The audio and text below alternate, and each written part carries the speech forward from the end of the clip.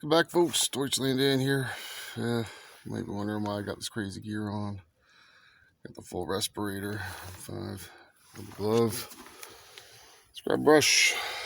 Because, yeah, after we cleaned out the freezer when it died on us, had a little crap in the bottom and underneath.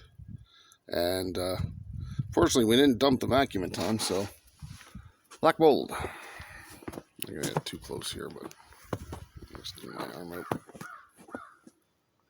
So the whole thing is just pretty nasty, witch's brew. So I gotta go clean this shit. My dad already cleaned the top part there, the hose. Yeah, I gotta clean the receptacle there now. So, and of course it's snowing. So, and I'm hungover because I'm coasting on maybe 3 hours of sleep.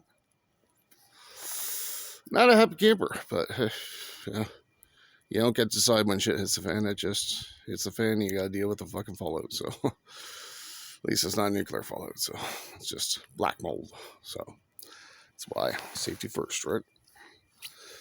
Deutschland in. Oh, sign off. Peace out.